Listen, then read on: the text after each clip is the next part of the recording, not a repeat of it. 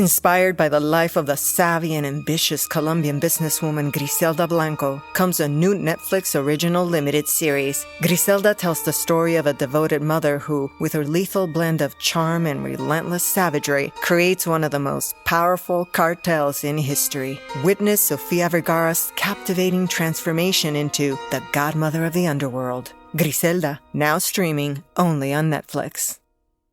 You have to decide what is your real currency, whether it's mental, emotional, social, safety and security, monetary, spiritual, whatever it is. Second, realize that there's more than one way to skin a cat. You might have thought the only way I could get it would be dancing on Broadway. That's not true. What you wanted was the feeling you would get from dancing on Broadway. Do not assume that dancing on Broadway is the only way to get that feeling.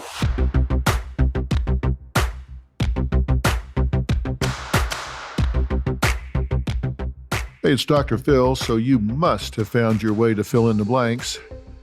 As you probably know, we're doing a series called Living by Design. This is number 7. So if this is the first one you're hearing, good news. You can binge listen to 1 through 6.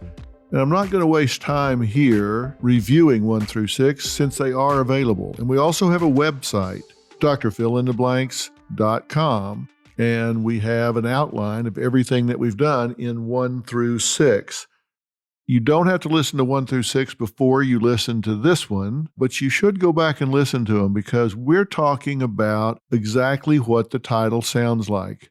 This series is about living by design. It's about being who you are on purpose. Now, I'm not much of a theory guy. I'm not the kind of guy that says, empower yourself, find your inner self and be more of who you are. I'm not too much that way. I like to put verbs in my sentences and I like to tell you things that when you get through listening to me, you can go do in your life today and tomorrow that changes your walk through this world, changes your life, changes your family, changes the way you interact with the people you care about. That's what I want to do. My goal here is to talk about things that matter to people who care. And I think that's you. I think that's why you're continuing to dial into this. So I'm going to jump right into number 7. I have a question to start out with. Do you consider yourself a reactor or a proactor when it comes to life? Are you reactive or are you proactive? Now think about that for a second. Do you spend your life reacting to what comes your way every single day? Or are you somebody that gets up and creates what you want to do every single day? Now, if you have a job and it's a career and you've been at it for a good while, then of course you react to that. But did you create that career? And was it what you wanted to do? And inside that career, are you rank and file doing what everybody wants you to do, being the kind of teacher you've been told to be, being the kind of police officer you've been told to be, being the kind of doctor you've been told to be, meeting the expectations of everybody around you? Or are you proactive within your career and doing things the way you want to do it? It's okay to have something that you've been doing for 10 years or 15 years or 20 years, but has it gotten stale? Are you reacting to what comes your way every day and you just kind of sit there and wait till you see what comes around the corner and that's what you're going to deal with? Or do you step back and say, hey, this is my time, this is my life, and I want to star in my life, I want to star in what I do, and so I want to be proactive. I want to do this my way. I love that Frank Sinatra song, I Did It My Way. Are you doing you your way? Or are you doing you the way you've been told to do you? I was reading a story today on the internet, dailymail.com. They're our joint venture partners, full disclosure, for Daily Mail TV. And there was a story there about a woman by the name of Vanessa Lozano. She had a job working in a call center. And she was absolutely miserable. She was depressed. She was hating it. Now, her family had started an animal rescue organization, But she had taken this job in a call center. She was miserable. She talks about how she just up and quit that job because that wasn't her currency. You remember we talked about currency. She said, that wasn't what I wanted to do. That wasn't paying me off. So now, instead of going to a call center every day, she's bringing health back to monkeys, sloths, and kinkajous. I don't even know what those are, except they have a prehensile tail and they live in trees. And there are pictures of her in there with the biggest smile on her face you can imagine. So she's not doing what she was supposed to do. She's doing what she wanted to do. Obviously, I'm advocating for you being proactive in your life. That doesn't mean you can quit all your responsibilities. I mean, if you've got 3 children, you can't drop them off at the mall and just take off. But you can do what you want to do within the confines of the responsibilities that you have. Now, we make decisions in our life every day, right? We decide what to have for lunch. We decide what to wear today. We decide what movie we're going to go see. We make a lot of decisions. But there's a whole other category of decision. And that category is what I call life decisions. I've talked about these just briefly before. Life decisions are those things that you make one time because they represent core values. They're life decisions that stick with you day after day, week after week, year after year. And it may have to do with your honesty, your integrity, your work ethic, your parenting philosophies. And you may not even be aware that you made them because they were so natural to you. Like, you hopefully have made the life decision that you don't steal. You don't rob places. So if you wake up in the morning and you're late for work and you say, oh, well, man, I'm a little short on cash. Let's see, should I stop by that 7-Eleven and rob them, or should I run by the ATM? You don't have that debate with yourself every day because a long time ago you made the life decision that you just don't steal. So you don't have to debate that again every single day. Maybe you've made the life decision that you're going to have good personal hygiene. You're going to groom yourself. So you don't wake up every day and decide, well, am I going to take a shower today? Am I going to brush my teeth? Am I going to put on clean clothes? You've made a life decision that the standard to which you live is going to do the best you have with what you've got. I grew up very poor, very poor. But as the old saying goes, and many people have said many times, we didn't have very nice clothes, but the clothes we had were clean. My mother always made sure that the clothes we had were clean, that we were clean. We brushed our teeth, combed our hair. We were clean, and the clothes we had were clean. And so there was just a life decision in our family that we were going to do the best we could with what we had. And as I grew up, I didn't have to make that decision fresh every day. Now, the reason I'm talking about this, have you made an active life decision about your attitude of approach to life? Have you made an active life decision about whether you're going to get up every day and who you are going to be and what you're going to do is going to be a function of what comes at you that day? Or can you make a life decision that says, you know what, I'm going to be the captain of my own ship. I'm going to choose what I do, what I pursue, how I determine what the rest of my life is going to be.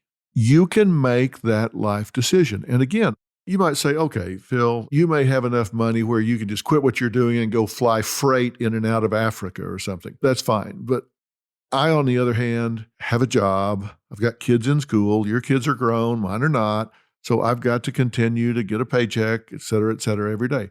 I get that. I'm not asking you to abandon your family. I'm not asking you to quit your job and go out and live off the land. I'm saying within the confines of the responsibilities you have, are you doing everything you can to have the most satisfying life that's possible? And that's a life decision. In order to do that, you have to decide it's not selfish for you to take care of you, for you to do the things that you need to do to make you happy. And let me tell you who benefits when you make you happy. Everybody around you benefits. When you make you happy, you're a better husband or wife, you're a better son or daughter, a brother or sister, employer or employee, doesn't matter, whatever role, if you're more fulfilled, if you're more happy in your walk through life, everybody around you is going to benefit because they're going to get a better you than they do if you're just kind of gray and going through the motions, putting one foot in front of the other. Everybody benefits. We've all seen the headlines in the news of how someone lost their life in an act of cold-blooded murder. And while it's sad and grabs your attention, most people go on with their day without giving it another thought. But have you ever stopped to think about the life of the person at the center of the news story? They were more than just a headline or a statistic. They were someone's loved one or friend. I'm Mike Morford, and my podcast, The Murder in My Family, dives into some of those stories to help listeners get to know the person who was lost and how their death affected those closest to them. Listen to The Murder in My Family everywhere you listen to podcasts. There are well over 100 episodes to binge on now. I'm Dr. Megan Sachs. And I'm Dr. Amy Sloshberg. And we're the host of the podcast Campus Killings. Our show covers some of the most sinister crimes to take place on or around school campuses, or the cases we discuss have a school-connected theme. And with the new school year comes an all-new second season of Campus Killings, which will debut on September 16th, 2023. But if you want to listen to Campus Killings now, you can binge all the episodes from season 1, available everywhere you listen to podcasts. So how do you do this? How do you make that life decision? Well, of course, you have to think about it. You have to decide, okay, I've been in reactive mode. I'm going to shift to proactive mode. How do I do that, Dr. Phil? I'm one that believes in operational definitions. What is an operational definition? If I tell somebody that's depressed, I want you to be happier, then I need to give them an operational definition of happier. What does happier mean? Well, it means smiling more and crying less, being more active in life. Old sayings get to be old sayings because they're profound. The old saying, you're not going to get a hit if you're not swinging. So it means getting out and getting up to bat. If you're depressed, you're going to sit at home, and when you sit at home, you have less chance to be reinforced. And the less reinforcement you get, the more depressed you become. The more depressed you become, the less active you are. The less active you are, the less chance you have to be reinforced. The less reinforcement you get, the more depressed you become. It's what I call an auto-exacerbating disease. You are circling the drain in ever-tightening concentric circles. There's just no way out of it until you decide, no, wait a minute. The operational definition of getting happy is to get out there in the world and do things that have the chance of rewarding me. So if I say, what's the operational definition of being happier? Well, you're going to smile more and cry less. You're going to be more interactive with the world where you have a chance of getting rewarded more. You're going to engage with people that are healthy for you and build up your self-worth and your self-esteem because they believe in you and say good things to you instead of being around toxic people who drag you down. You're going to start to take better care of yourself. Maybe you get depressed, you don't groom as well, you don't shower every day. So I'm going to tell you, you're going to shower every day, you're going to get up, you're going to get dressed, you're going to be out of the house at 7:30 every morning, you're going to go out and you're going to do something that's active. Well, I don't have a job, then go volunteer somewhere. I'm going to give you the operational definition for what it means to be happy. To do that, I want you to be proactive. I want you to begin by making an appointment with yourself. Now, we make appointments with the doctor, the dentist. We make appointments with our kids to go to their practice, to pick them up after school, to do this, to do that. We make appointments with everybody else. Let's make an appointment with ourselves and keep it. Start with 30 minutes a day, maybe an hour a day, where you make an appointment with yourself that you're going to figure out what you can proactively do to raise your game. What you can proactively do to get more of what you want and less of what you don't want out of your life.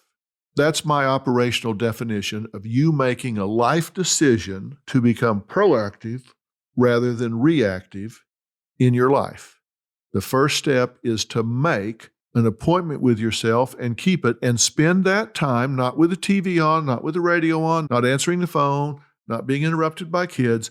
And I don't care if you have to pull over on the way home to a rest area or a parking lot at the mall and sit there in your car with a pen and a pad and just write down the things you need to do to be proactive in your life. If you have to get up 30 minutes earlier every day, 30 minutes before everybody else gets up, or stay up 30 minutes later, or, as I say, pull the car over on the way home and sit in a parking lot and have this meeting with yourself. Make the life decision to focus on figuring out how I'm going to get more of what I want in life and less of what I don't want. This is a critical thing. You'll be astounded how much 30 minutes a day, even 5 days a week, what kind of impact that would have in your life. Now, I'm saying all this in prelude to you continuing to work on your playbook for life. I'm setting all of that as a precursor to number 7. We've been through 1 through 6. Number 7 is you must always have a plan. You want to have a plan. You don't want to be reactive. You want to be proactive. And that means you've got to have a plan. And a plan begins with knowing what you want.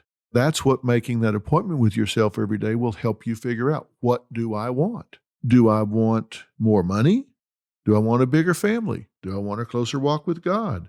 Do I want better health? Do I want better balance between my career and my family? You have to operationally define success. What is success for you? And if you say, well, it's more money, you may think, well, that's awful shallow. That's okay. If that's your operational definition for success right now, don't be ashamed of that. If you want more money, you got to start somewhere. That's okay. If success for you right now is to have more money, then let's click that one off, and then we'll move on to the next one. What is your operational definition of success? You have to figure out what that is so you know how to choose one behavior over another. And believe me, every choice comes at a price. If you choose to focus more on your job, it comes at the expense of your family. If you choose to spend more time with your family, it comes at the expense of your career. What you hope to do is create a balance between the two, where you can get the most out of each that you want. In short periods of time, you might overbalance in one direction versus the other. Like if you're coming up at year end and you've got some big quotas you need to make to get a bonus for the year, you might really focus on work. If you're coming up where it's the middle of the summer and you want to plan some time with your family and take some time off with them and make a vacation, you might really spend a lot of time focusing on your family at that point. It doesn't always have to be one way or the other, but you need to decide what your definition of success is, what you want more of in your life and what you want less of in your life. Then you have to have a plan to get that. I said earlier that you have to be who you are on purpose. You don't want to be reactive to the sense that you're like a leaf floating in a stream. You just kind of go wherever the water flows. You hope it flows somewhere that you get paid off for, but if it doesn't, how does that work out for you? If it's not getting you closer to what you want, you're really burning daylight. You're really wasting time. Here's what I want you to do. I want you to evaluate every action you take against a standard. Does this serve a purpose? Does it serve a purpose towards getting me what I want? I was talking to a prison consultant of all things earlier this year on Fill in the Blanks. His name was Justin Perperny. He is a convicted felon. He is a felon that spent a considerable time, more than a year, in the federal penitentiary. And he now consults with people that are going to prison. He actually speaks on behalf of the FBI. He works with the federal government, the people that put him in jail. He counsels people. And the reason I was talking to him is because there was this bribery scandal for getting students into school. And so we had all of these defendants that were saying, oh my gosh, what do we do?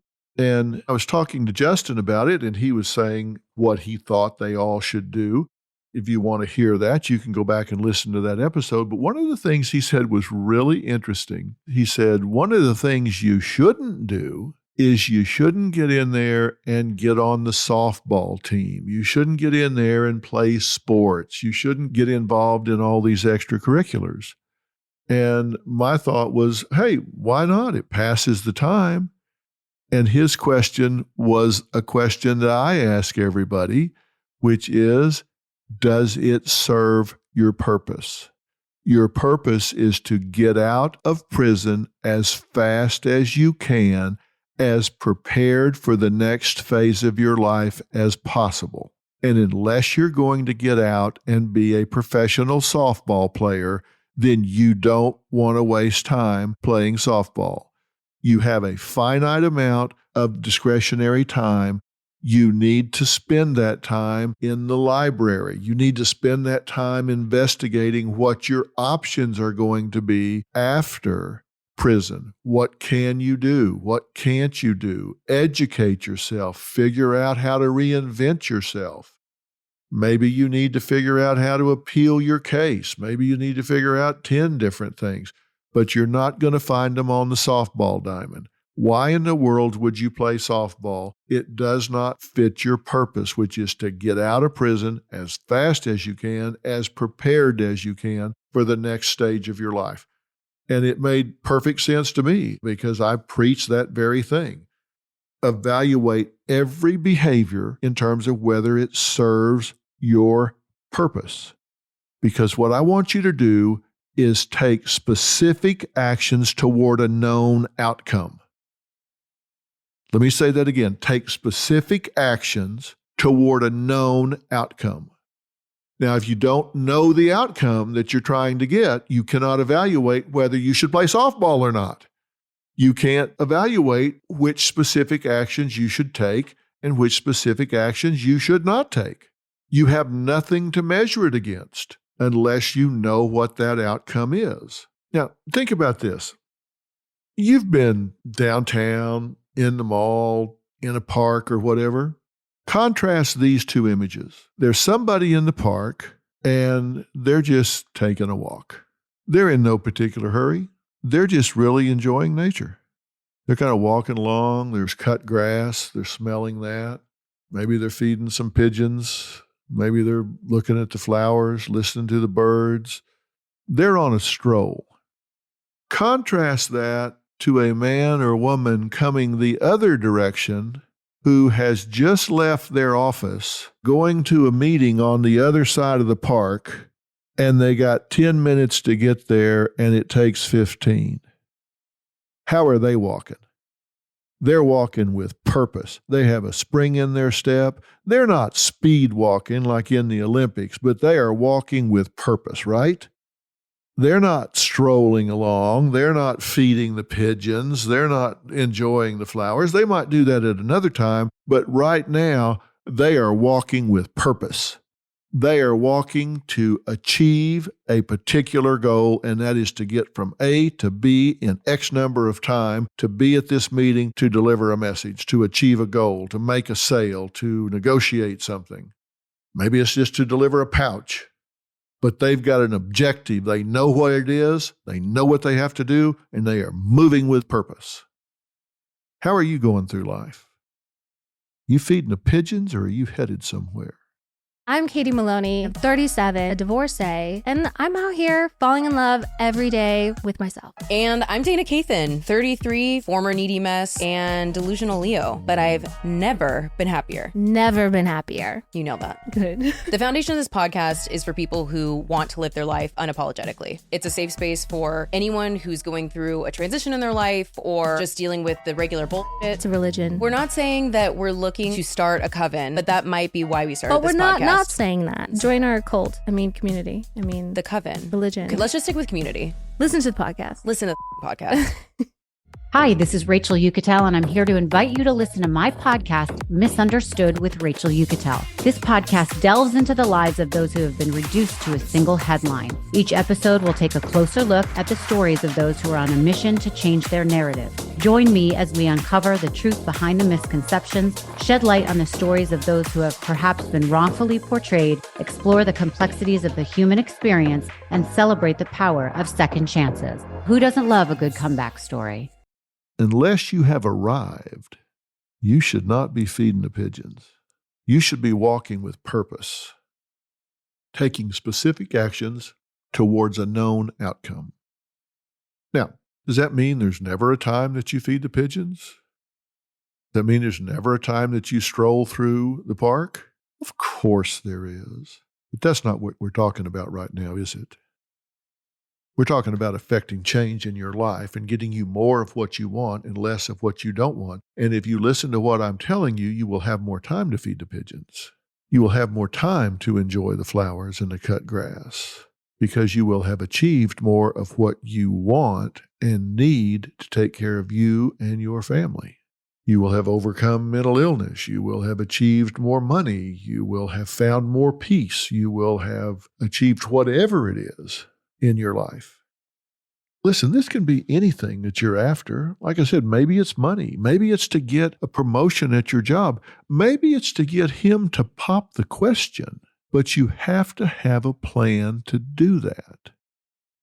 I told you in the beginning that you weren't going to have to cheat, but this wasn't for the squeamish either, because life is competition.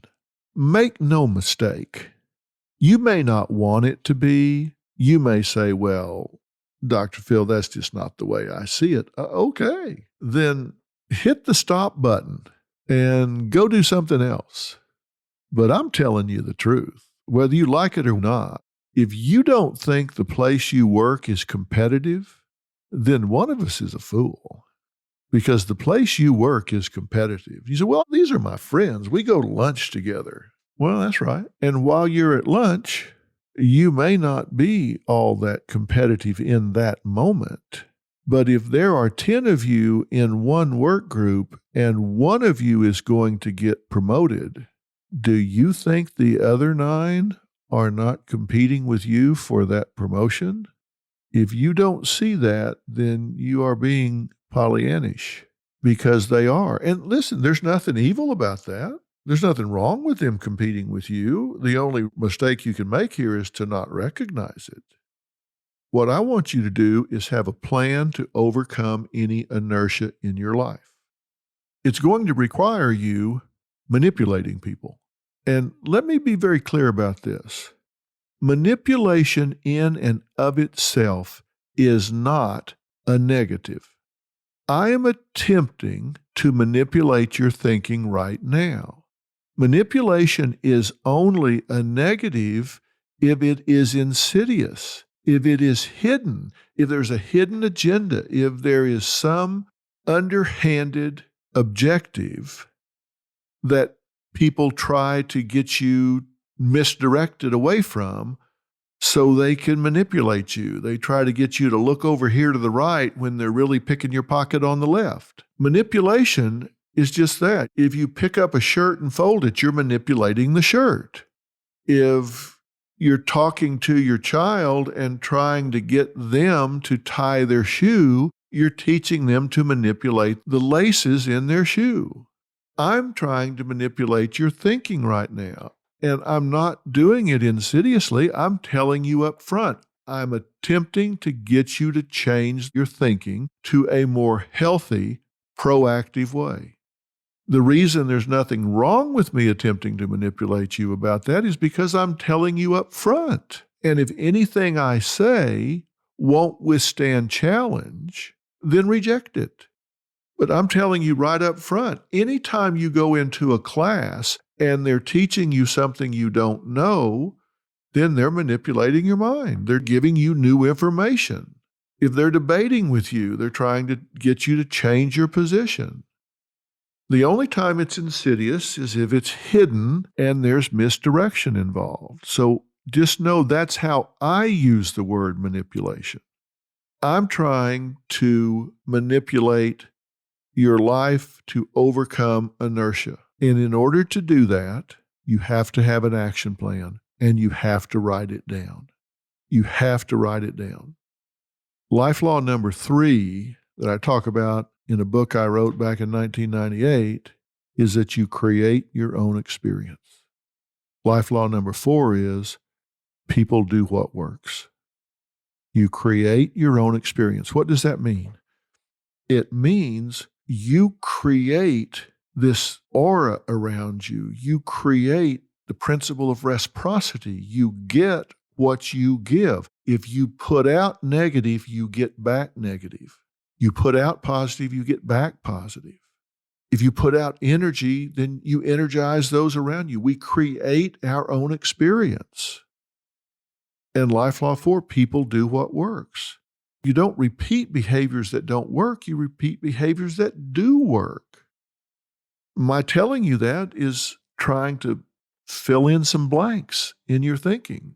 Is that manipulative? I hope so, because I hope it's changing the way you think. I'm going to give you an example of manipulation here in just a few minutes, so stand by for that.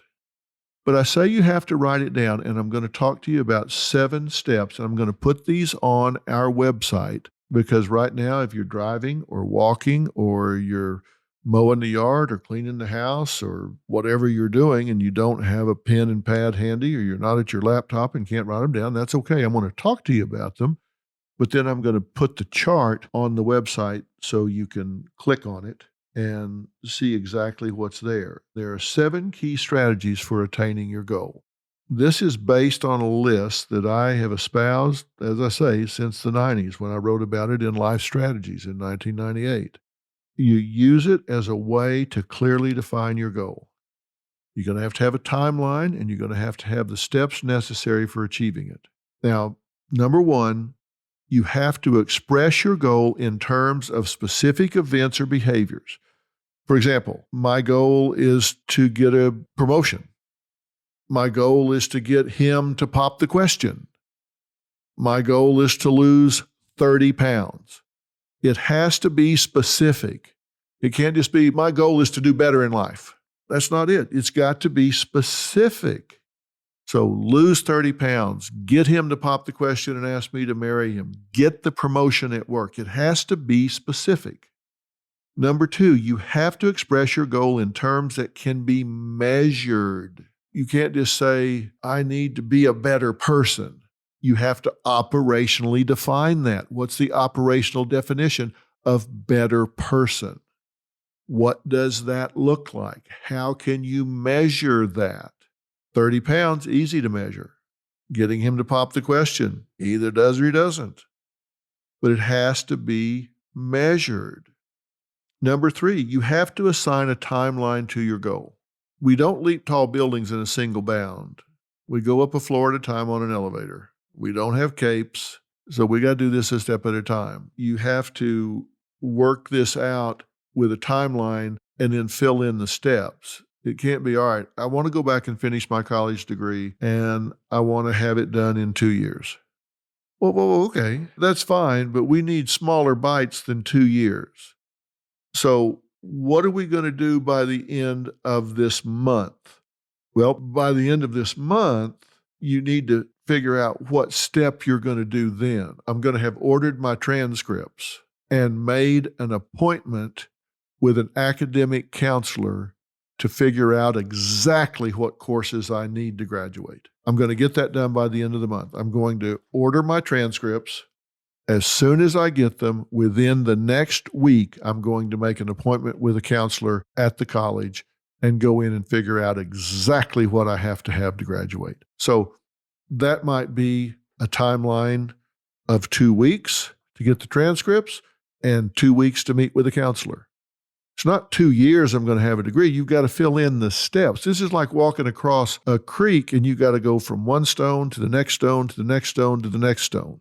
We're not going to wade neck deep in water and then figure out a month before the 2 years is up, we didn't check all the boxes. Number 4, you have to choose a goal you can control.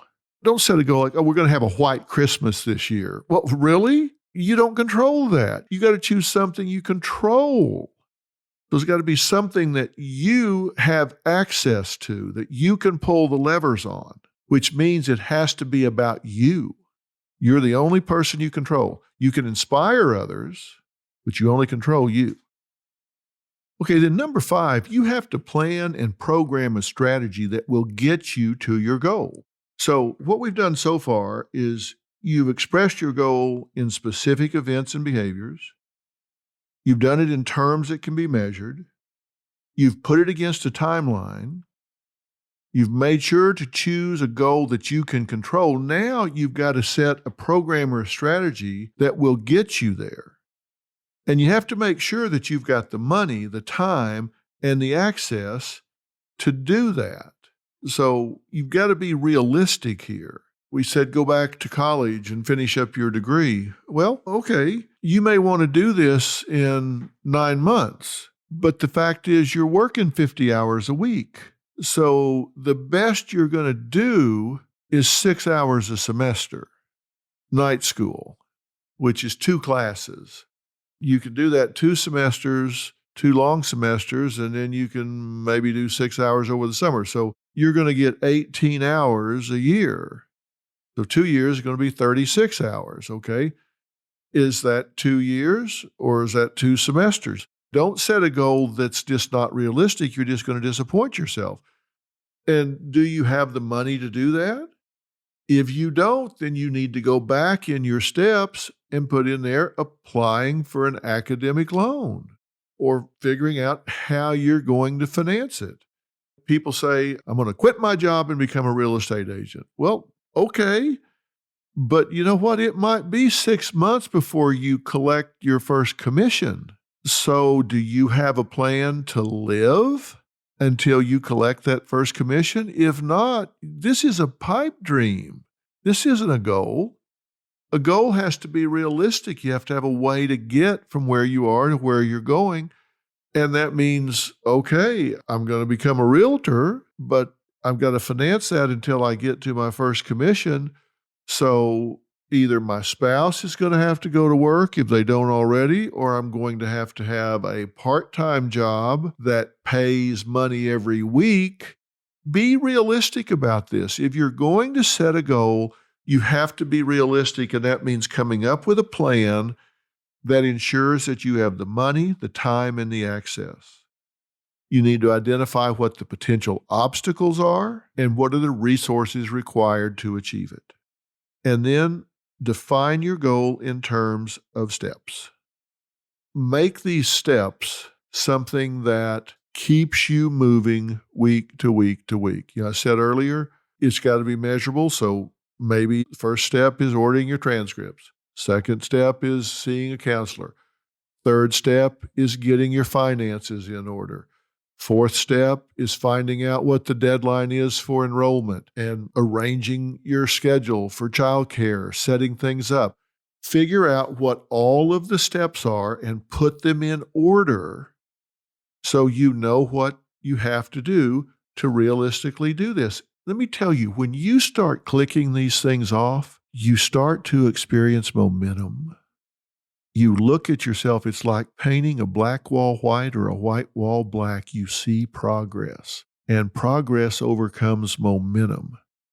And when you overcome inertia, you get momentum. And when you do that, you start getting excited. You start getting energized.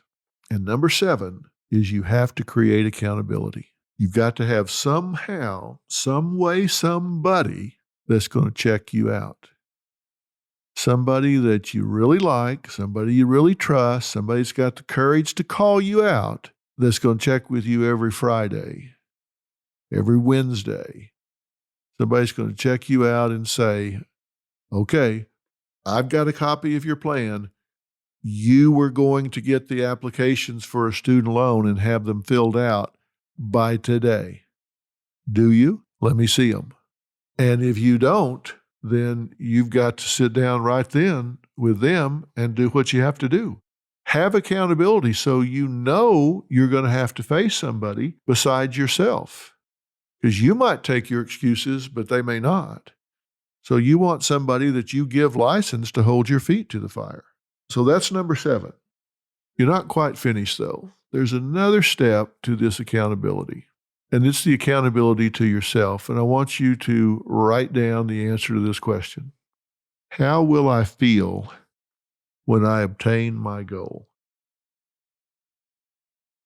How will I feel when I obtain my goal? What will it mean to you? And if you can't answer that question with great clarity, you might have the wrong goal. But I'm betting if you've gone to all of this trouble to figure this out, you don't have the wrong goal. So answer the question. How are you going to feel when you achieve this goal? What's it going to mean to you to know that you've taken control of your life and you have achieved this goal instead of letting days turn into weeks, weeks turn into months, months turn into years, and years turn into a lifetime? Write down how you're going to feel. You're going to feel proud. You're going to feel fulfilled. You're going to feel excited. You're going to feel energized. You're going to feel like you have a second chance. You're going to feel like you've set a great example for your kids. How are you going to feel? So now you've become proactive, right? So what's the next thing I want to put in your playbook? Number 8, you may hear this and think, oh, Dr. Phil, you're getting a little paranoid here. No, I'm not getting paranoid. I just been in this game a long time. Number 8 is you must keep things close to the vest. You must keep things close to the vest. Now, why am I saying that? Well, there are a lot of reasons I'm saying that. Number 1, you always want to maintain a little mystery because with mystery comes mastery. It is true that familiarity can breed contempt.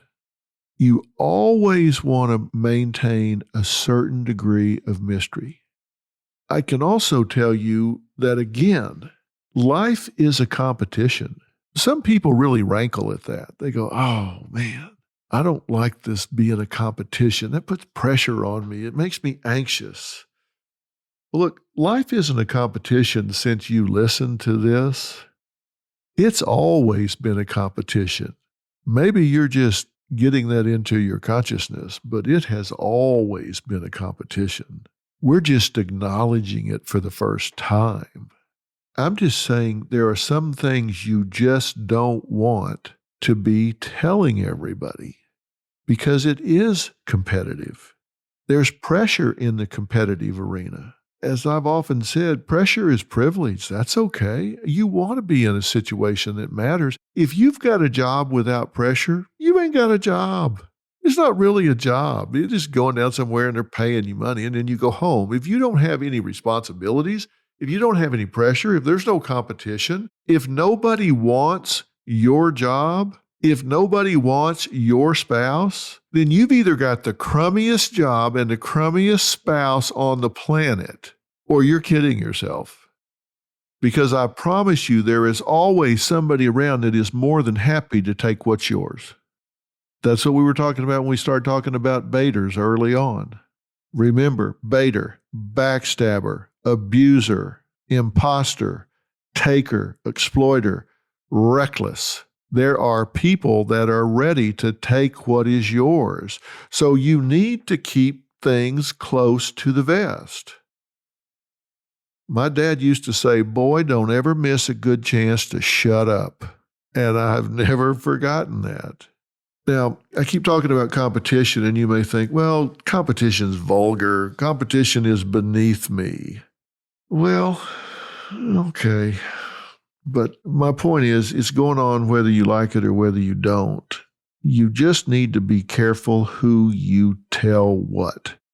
I'm going to give you a really good example. This came up in my private practice many years ago. I had a woman that was really steeped in inertia.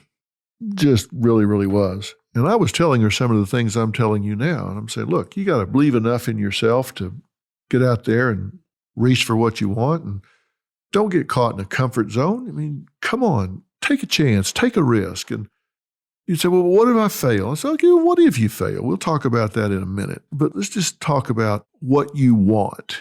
The truth was, she had been in the same job for 6 or 7 years, and it was kind of a dead-end street for her. She worked for a law firm. There was a new job that had come open at a law firm in the same building, about 6 floors up, that she had heard about that was a definite promotion. She was a paralegal, and this was a job that managed many paralegals. She was very excited about the job. It meant a $15,000 a year raise, and it meant less tedious work. It meant really a step up. She really was getting her courage up, and she was very excited about it. And there were 3 or 4 of these paralegals that she worked with at her place of work, and she was telling them, I'm going to do it. I'm going to step out there. I'm going to get this job. I'm going to take the chance. I'm going to get out there and see what happens.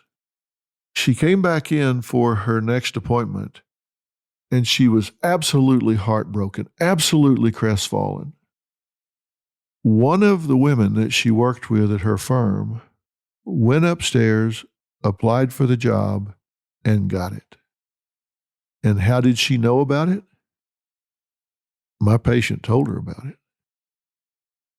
She was excited about it, and she didn't keep it close to the vest. She talked about, said, I don't know if I can do it. I'm going to try. I don't know. I'm going to go up there on Friday. I'm going to do it. I just, I'm scared to death, but I'm going to do it. I'm going to do it. I'm going to do it. I'm going to do it. I'm going up there Friday at 3:00. Her friend got the job Thursday at noon. She went up there on her lunch hour Thursday at noon. She knew all about the job. She had her resume already. She went up there, interviewed for the job, and they hired her on the spot.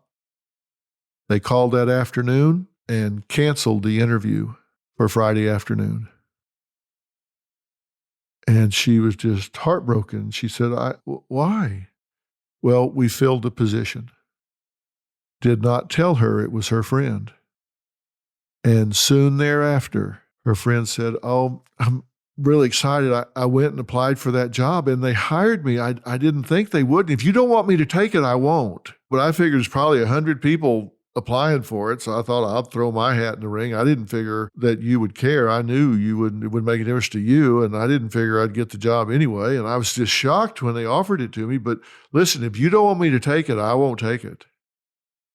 She didn't keep her plans close to the vest. If she hadn't told these women that she was competing with about this opportunity, I have no doubt she would have gotten that job. Why do I have no doubt? Because she was upstream from the woman that got the job. She was better qualified. She had better experience. We role-played the interview. I helped her with the resume. I have no doubt she would have gotten that job. But she did not keep it close to the vest and blabbed about it and lost the opportunity. You have to be careful who you tell what. Now, there will be a very small group of people in your life that you can trust. You will meet people that are like-minded. You will meet what I call your balcony people. You'll meet the people that are in your balcony, that are cheering you on, that want the best for you, that will work with you, not against you, that you can trust, that are loyal to you, that share values with you. And the collective power of a group of like-minded people that hold the same values is really powerful. I told you in an earlier Living by Design that I had never met a true champion that was a Lone Ranger. Every true champion I've ever met had a nucleus of people around them that shared their passion, shared their goals. And every true champion I ever met not only lived with passion, but they created passion for everyone around them. It wasn't just that they were passionate about what they were doing. They found a way for everyone around them to be passionate. That's the true mark of a leader, a true mark of a winner, a true mark of a champion. It's not just that they have purpose and passion, but that they create that for everybody around them. So now it's not additive, it's multiplicative. And if you can identify that group, then you have created a nucleus of people that you may meet from any walk of life that will impact you in every walk of your life. And I'll tell you how you can differentiate them from most of the people in your life. It has to do with loyalty. You see, most people are loyal to their need for you. They're not loyal to you. They're loyal to their need for you. And when their need for you goes away, their loyalty to you goes away. As long as they need you, they are loyal to you. But when that need goes away, their loyalty to you dries up. Now, that's been talked about a lot of different ways. Maybe it's a fair weather friend. They're there when everything is fine, but if you have problems, you call them with a need, they're kind of not there. They're busy. They don't answer the phone. As long as you're serving a purpose for them, everything's great. But when you need something, they're gone. Let me restate that so it's clear. They're loyal to their need for you. And when the need goes away, so does their loyalty to you. Everything's fine until you need something. When you need something, oh, wait a minute. This was all fine when you were serving me, but now that you need something, no way. A true friend is both a giver and a receiver. Remember what I said about baiter. The T is taker. There are people in this world that are takers. They just take, but don't ever give. So what you're looking for is that small group of people that are like-minded, and your true test is whether they're there when you need them. You have a problem. Something's gone off the rails in your life. You've got a crisis. You reach out to them. Are they there or did they get busy? Do they answer the call? Those that answer the call, those are the ones you hang on to. That's why they say the definition of a friend, that's those who are coming in the door when everybody else is going out. Who but a friend would run into a burning building? Well, a friend would if you're in there. That's what you want to know. That's what you're looking for. I want to talk to you about one more thing. I told you I was going to give you an example of manipulation. I gave you the example that I'm trying to manipulate you now by talking to you about all these things, but in number 9, I'm going to give you some real-world examples of why manipulation is a good thing to do, a healthy thing to do. Number 9 is going to surprise you a little bit. Number 9, you must always be in investigative mode. You must always be in investigative mode. Now, when I say investigative mode, I don't mean that you parked outside somebody's house. I don't mean that you're following your coworkers home. I don't mean that you're digging into the background of everybody. I'm talking about investigative mode in terms of being psychologically minded. Now, you've heard me say that you should always be situationally aware. And in this day and time, Lord knows we need to be. You walk into a restaurant, a crowded room, you need to take stock of where you are and who's in there. I always do that. I've done that for 45 years. It's natural to me now. I've taught it to my boys. I have a son on tour right now, and he's in arenas with 25,000 people. I insist that he be situationally aware. Management for the tour meets with all of them before they go on stage and discuss exit routes, rally points, all of those things. They're situationally aware that things can go south, particularly in this day and time. You should always be situationally aware. If I walk into a restaurant and sit down and it's crowded, I scan the crowd and look for the most unstable people in there. I mark them. I look where they are. Maybe I'm wrong, maybe I'm right. But in my mind, I find the most unstable people in there. Because if something's going to go south, I figure it's going to be from one of those people. I need to know where they are and who they are.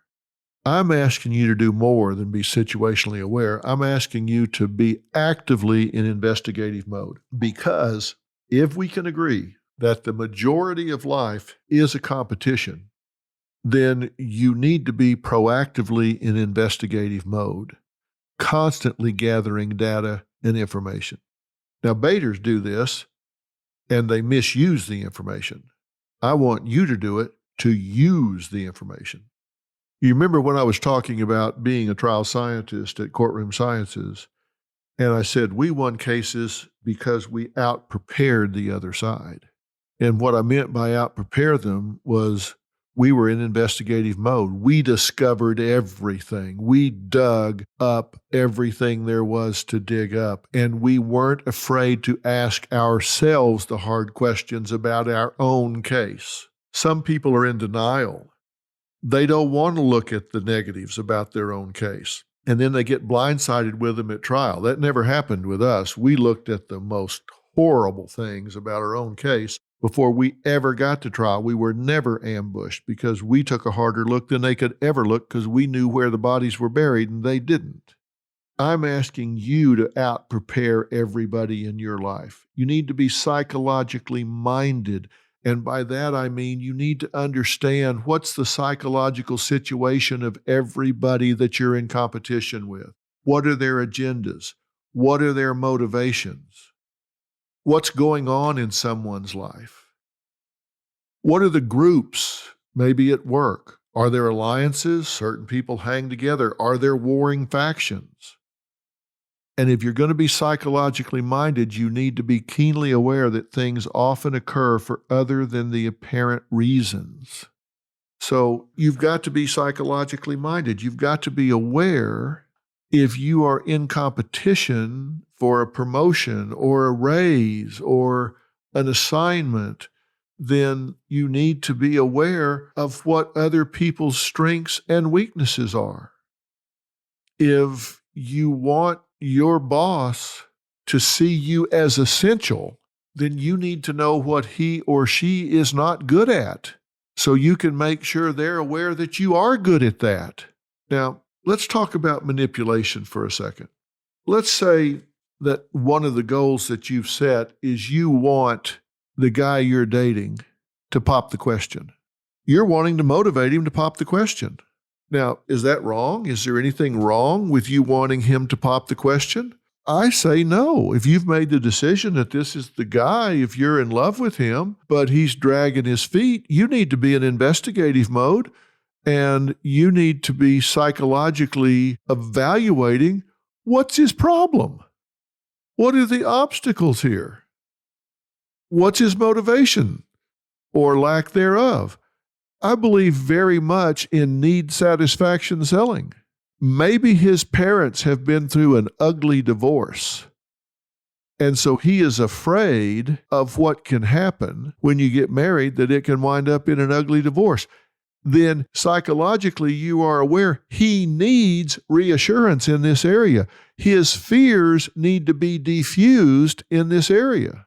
If you're in investigative mode and you find out that his parents have been through an ugly divorce, that he is very burned by that, he has great concerns about that. Now, you've been in investigative mode, you've learned that, you've found out how he feels about that, what was done to impact him about that. So you know what he needs. He needs to be reassured. He needs to have those fears diffused. So this is where the manipulation comes in. You don't need to be insidious about it, but when you talk to him about this and you talk about where's this relationship going, do you want to talk about what kind of house you're going to get? Or do you want to talk about what is important in your relationship with him? What things that you two should find some peace about? Address the needs he has. And in doing that, you're doing a service to him. You're talking about what matters to him. You're giving him an opportunity to voice his concerns, his needs, his fears. Is that manipulative?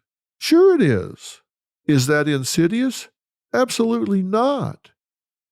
You can tell him straight up, I know, I sense that you have been burned by your parents having a very ugly breakup. I want to talk about that. I want to see if we can get past that.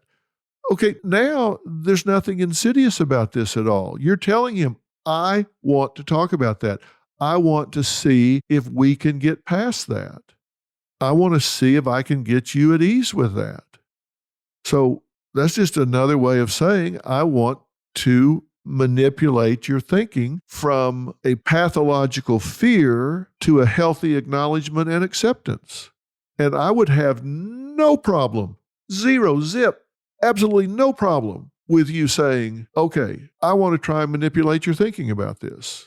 I want to change your thinking about it. I want to alter the way you think about this. I have no problem with using the word manipulation. I have no problem with using the word change. Be totally upfront about it. But do your homework before you start, because you want to talk about what matters to them, to him, to the people at work, whoever your audience is. My belief is you will be successful if you meet people where they are instead of expecting them to meet you where you are.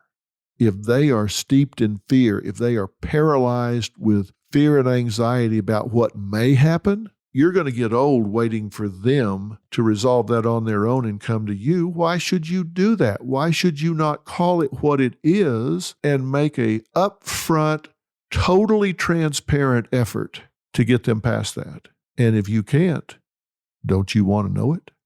Of course you do. If that is such a pathological anxiety that they'll never get past it, you need to know that now, not later. So what I'm saying is be completely upfront, nothing insidious, nothing underhanded, nothing behind their back, nothing sneaking up on them, nothing where they don't know what you're doing and why you're doing it, but do it. Be straight up front. Do you think I don't do that every day on Dr. Phil? Of course I do. Somebody comes in there and says, I am not a drug addict and I don't need rehab. Do you think I don't set about manipulating their thinking about that to get them to the help they need? Of course I do. And I tell them straight up, I'm going to talk you out of that. I'm going to show you where you're wrong. When you are in investigative mode, you are going to discover if people have insidious objectives in dealing with you and are trying to manipulate you with a hidden agenda. Because by you doing it transparently, you will become keenly aware of when it's being attempted insidiously. Let me give you an example. Let's say there's someone at work that you don't trust. You've been paying attention and you've just seen that she is really always a game player. I'm one of those people that believes if they'll do it with you, they'll do it to you. So if they're over there gossiping with you about somebody else, what in the hell makes you think they're not going to walk away from you and go get with somebody else and talk to them about you? So if somebody comes to you and tries to set you up, but you're psychologically minded in investigative mode, and there's something about this person that just doesn't ring right. Your intuition, your gut is telling you, you shake hands with them, you need to count your fingers. You just believe they're just so crooked, they screw their socks on in the morning. You don't know why, but you've just got that intuition. And they say to you, wow, last night I was here late and I saw the boss leaving. And when she got out into the parking lot, I could tell she was really staggering. It just was so clear she was drunk. Do you remember when we had dinner together? Did she drink something? Okay, now what possible good could come out of this conversation for you? Remember, we take very specific outcomes to warrant a known outcome. What possible good could come out of you gossiping about the boss with somebody you got a gut feeling about and it ain't good? Because let me tell you how this plays out. You say, well, yeah, I remember when we went to dinner, I think she had a martini, maybe two. I don't remember. So she says, yeah, maybe so. Okay, see you later. The next morning, she stops by the boss's office and says, hey, look, it's none of my business. I don't want to get into it, but I stopped by Sharon's desk last night and she was talking about you drinking martinis when we went out to dinner. I just thought it was odd. None of my business, but I just thought you ought to know. Because I just don't think that she ought to be talking about that around the office. But none of my business. Got to run. Now, did she lie? Nope. Everything she said was true. She stopped by the desk, and you did comment that she drank some martinis at dinner, maybe two. Now, she left out all the setup. She left out all the con, and you may never know she stopped by the boss's office. You may never know that you've been labeled as talking behind the boss's back about drinking. Maybe the boss has a drinking problem, and you now are labeled as a threat to exposure. Things often happen for other than the apparent reasons, and unless you are psychologically minded and are asking yourself what possible good could come out of this, you're better off to excuse yourself and keep on walking. So I guess I am asking you to be a bit of a private investigator, but psychologically. Pay attention to who hangs out with who. Who's the office gossip? Who are the warring factions? Who's the brown nose? Who seems to be the person that always seems to be running a hidden agenda? If you stay on your toes, you're going to be a hard target to hit. And the truth of the matter is, if you evaluate the entire population, there's a significant percentage that would rather cheat to win than earn their way to the top. We're just going to be too good for them. We're going to be too sharp. We're going to be too on our game. We're going to keep things close to the vest. We're going to be in investigative mode. And we're going to talk about more and more of this in the weeks to come. Please review these things. Please go to the website and look at the outlines and the list, because I don't want this to be something that goes into your short-term memory and then you lose it. This is a playbook for life. And I want it to impact the way you do business. You have transactions with your significant other. You parent your kids. You deal with everything you do. I want to hear from you. I've been getting some really good comments. We are going to talk about them soon. I'm Dr. Phil. Thanks for listening.